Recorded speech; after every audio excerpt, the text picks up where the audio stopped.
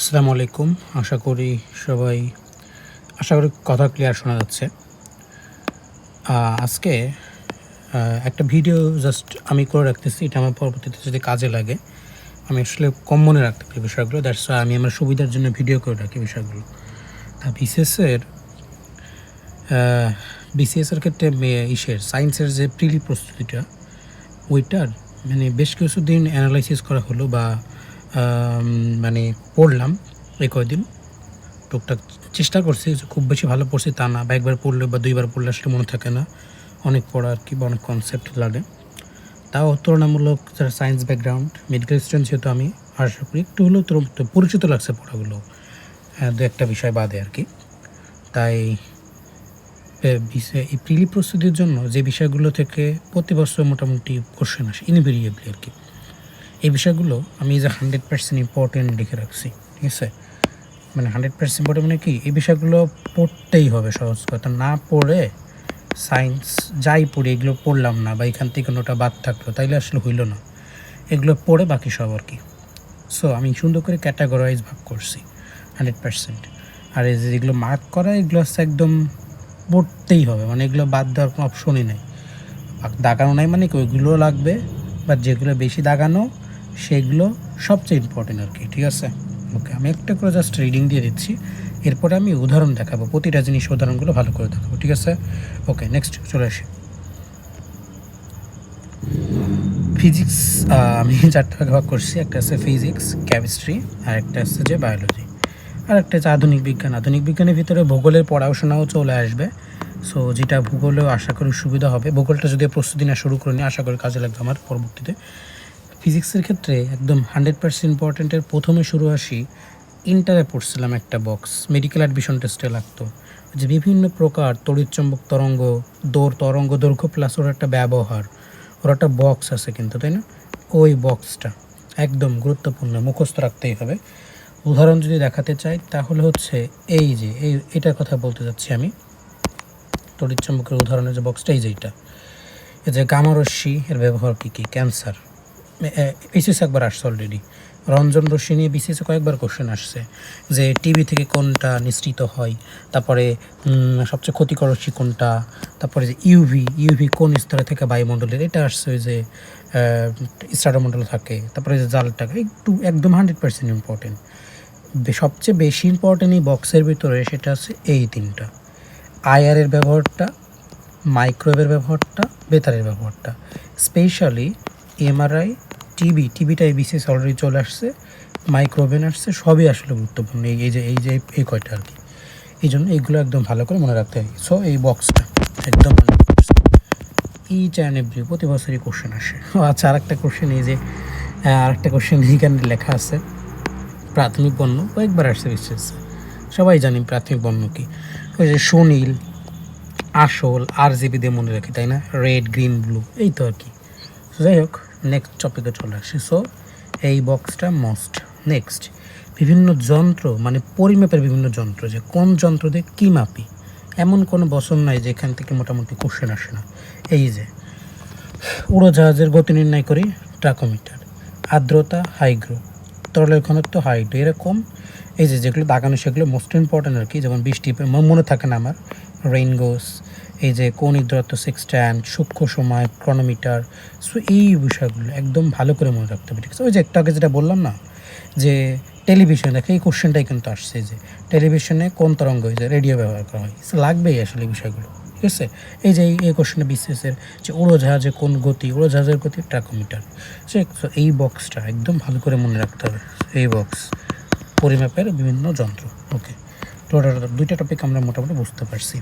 শক্তির রূপান্তর most important.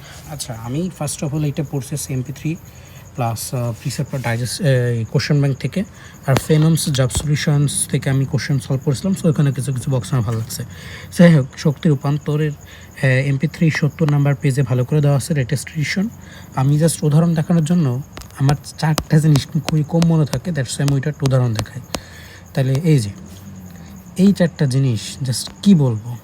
এই যে দেখো, এই কোশ্চেনটা কিন্তু বলছিলাম একটু আগে, যে রাডারে ব্যবহার করা হয় কোনটা, মাইক্রোওয়েভ। ঠিক আছে, এটাও কিন্তু এই যে চলে আসছে, কিন্তু ওই বক্সে কিন্তু ছিল, আসবেই মোটামুটি মনে রাখতে হবে।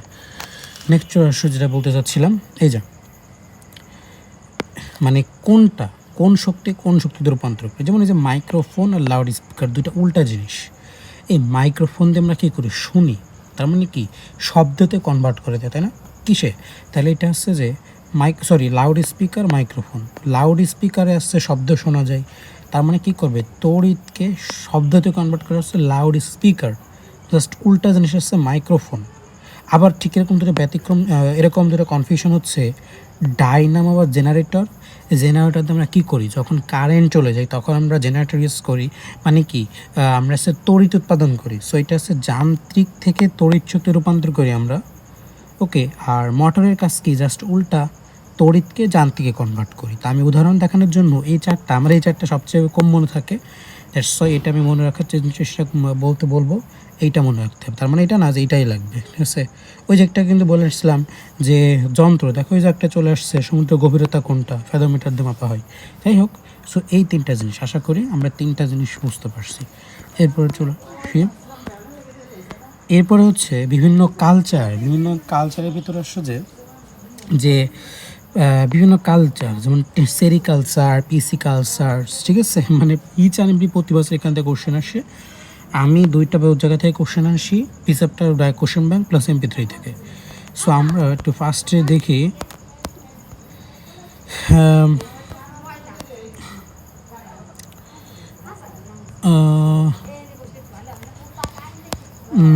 আমরা একটা বক্স থেকে দেখি, আমি একটা ভিডিও করতেছি।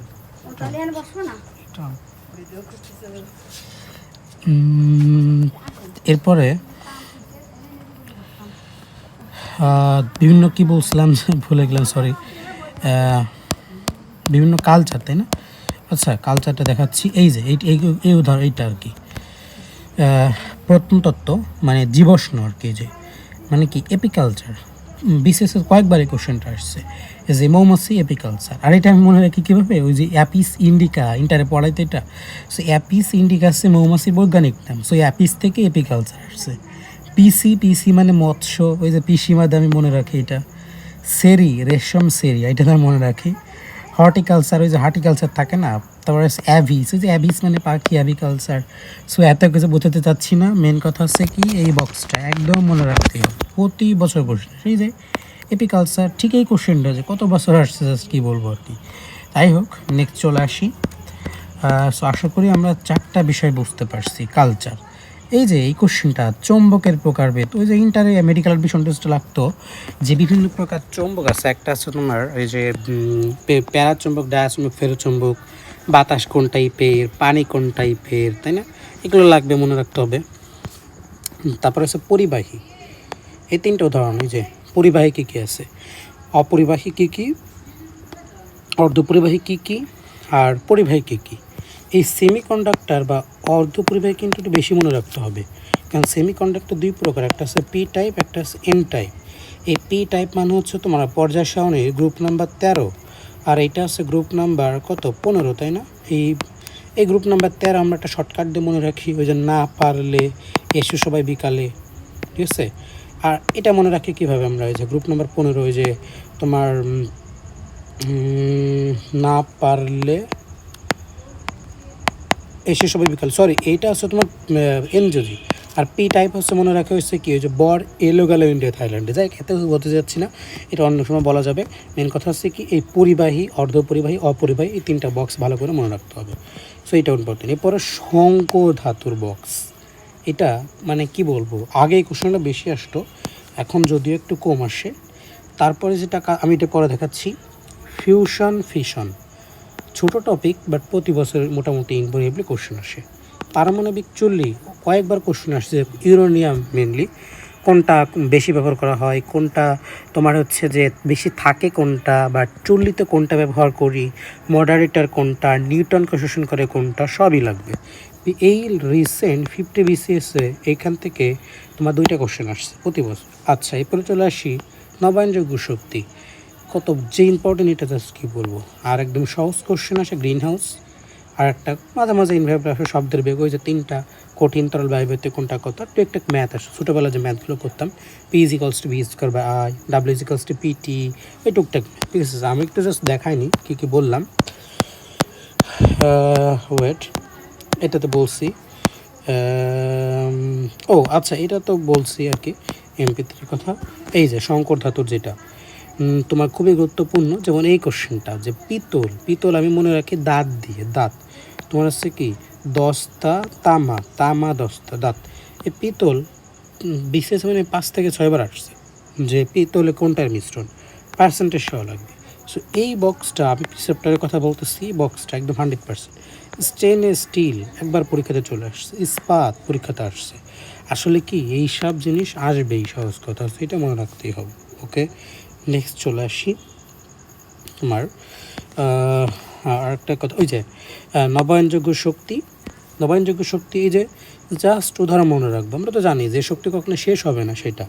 এখান থেকে দেখো আমরা বেশ কিছু জিনিস পারি, বাট কনফিউশন লাগে কোনটা, এই যে পারমাণবিক শক্তিটা কনফিউশন হতে পারে, বায়োগ্যাসটা কনফিউশন হতে পারে, তারপরে ভূতাপীয় শক্তিটা কনফিউশন হতে পারে। সে বিষয়গুলো ভালো করে মনে রাখতে পারে। যে টুকটাক ম্যাথের কথা বলছিলাম, একটা math P is equals to V square by R, তারপরে হচ্ছে W is equals to P, এগুলো তো জানি আমরা। যাই হোক, নেক্সট চলে আসি তারপরে ওকে। তাহলে ফিজিক্স থেকে মোটামুটি যে কথাগুলো বললাম, আমি যদি একবার দেখাতে চাই, একবার প্রথম থেকে দেখায় নিচ্ছি।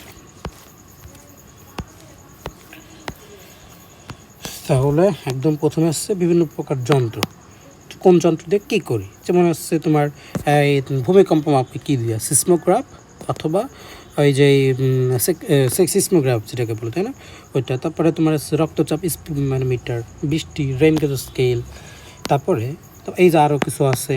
তারপরে চলে আসি ওই যে বিভিন্ন প্রকার তরঙ্গদৈর্ঘ্যের ব্যবহার, বিশেষ করে তোমার মাইক্রো রেডিওটা বেশি গুরুত্বপূর্ণ। তারপর হচ্ছে তোমার শক্তি রূপান্তর, মানে তড়িৎ থেকে সব যান্ত্রিক থেকে তড়িৎ, অথবা শব্দ থেকে তড়িৎ, এই টুকটাক আগে কে কোনটা করো উদাহরণটা।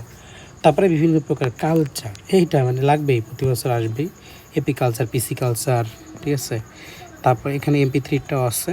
তারপরে এই যে শঙ্কর ধাতুর উদাহরণটা, ঠিক আছে, একই। তারপরে এই যে নবায়নযোগ্য শক্তির উদাহরণটা, এরপরে ওকে। তাহলে আমাদের ফিজিক্স থেকে মোটামুটি উদাহরণগুলো আমি আনলাম, বাকি যেগুলো বলছি সব তো এখানে লেখাই আছে, এগুলো জাস্ট মনে রাখতে পারলেই হচ্ছে। ওকে, আর সবচেয়ে মনে রাখতে হবে বিশেষের সবচেয়ে যেখান থেকে কোশ্চেন বেশি আসে সেটা হচ্ছে ফিজিক্স, আর আসছে বায়োলজি, ঠিক আছে। এরপর আধুনিক বিজ্ঞান, এরপরে সবচেয়ে কম আসে কেমিস্ট্রি থেকে। কেমিস্ট্রি নিয়ে পেইন খাওয়ার কিছু নেই। কেমিস্ট্রি থেকে কয়েকটা টপিক বলবো। একটা আছে বিভিন্ন আকরিকের সংকেত, যেমন তোমার যে খাবার লবণের সংকেত কী, তারপরে তোমার আছে যে কার্বনের গ্যাস বা ক্লোরোপিক্রিনের সংকেত কী, ঠিক আছে। তারপরে তোমার আছে জিপসামের সংকেত কী, সিলিকনের সংকেত কী, সিলিকার সংকেত কী, এগুলো। আর বায়ুমণ্ডলের 4টা স্তর, যদিও এইটা ভূগোলের অংশ, বাট এখানেই বলে দিচ্ছি। ওই যে টপমণ্ডল, স্তরমণ্ডল, এখান থেকে টুকটা কোশ্চেন আসে যে কোন স্তরে ঝড় বেশি হয়, কোথায় আসছে যে শান্তমণ্ডল বলে, কোথায় তোমার বেতার ফিরে আসে বাধা পেয়ে, তারপরে হচ্ছে যে ইউভি কোথায় থাকে, তারপরে ওজোন গ্যাস কোথায় থাকে, এইটা। আর ওই যে আইসোটোপ এইগুলো ছোটোবেলার পরে, এগুলো আমি বলতে চাচ্ছি না, লেখা আছে, এগুলো জাস্ট মনে রাখবা। আর ইলেকট্রন, প্রোটন, নিউট্রন নিয়ে 3টা জিনিস জানা লাগবে।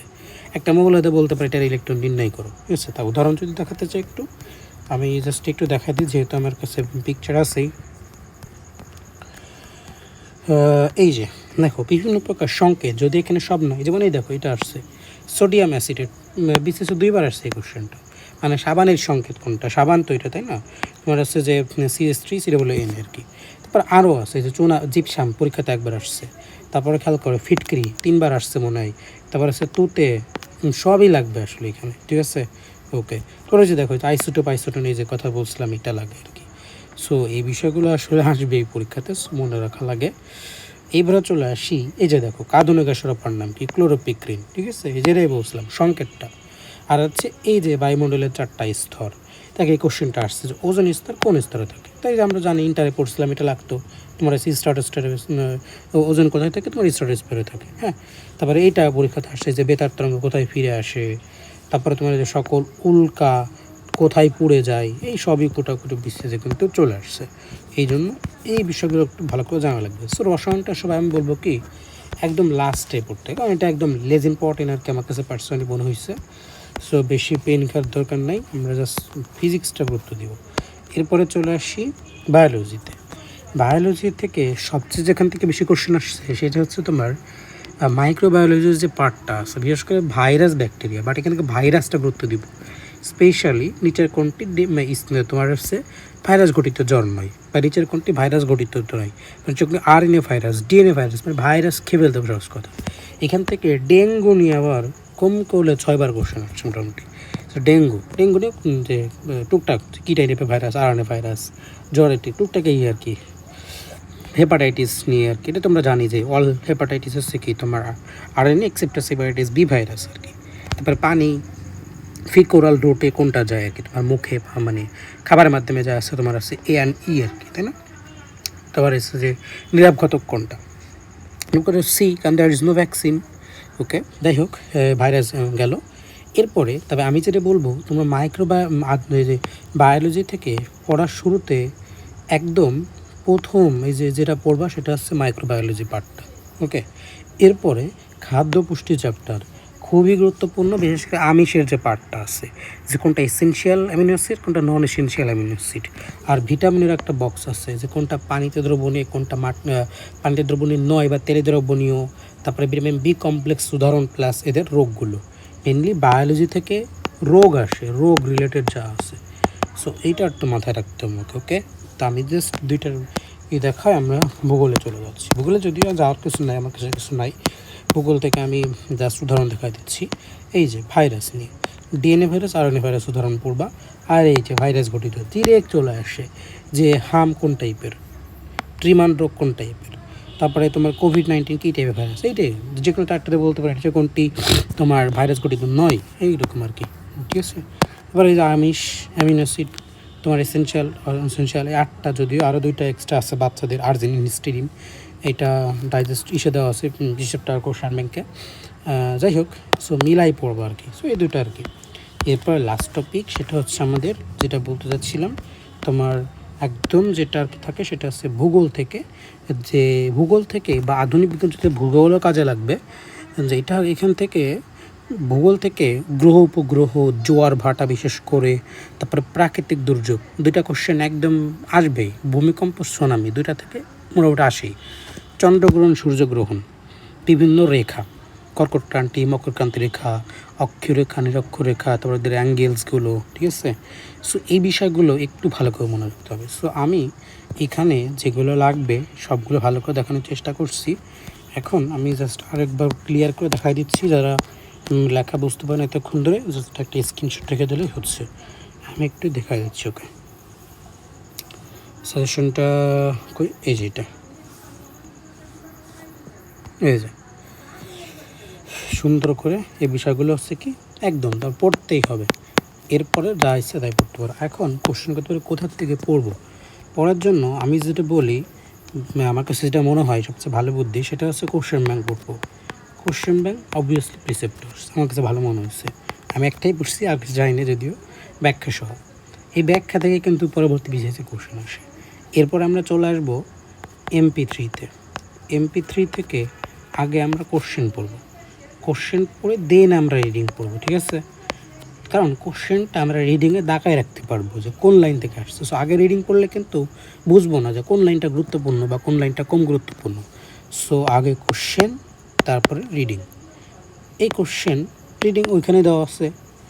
আর এরপরে কি করব, এই টপিক থেকে আর কি কোশ্চেন আসে সেটা দেখব তোমার আসছে জাব সলিউশন থেকে। টপিক ভিত্তিক আমি ফেনমস ইউজ করে, এটা আমার সুবিধা লাগে।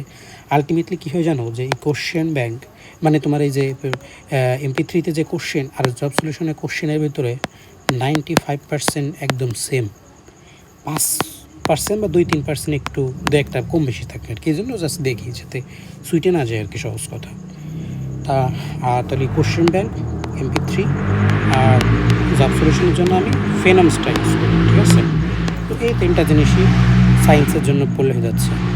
আর এটা আমি জাস্ট একদম নতুন স্টুডেন্ট, আমি ফাইনাল স্টুডেন্ট যেহেতু, একদম এইটুকুই।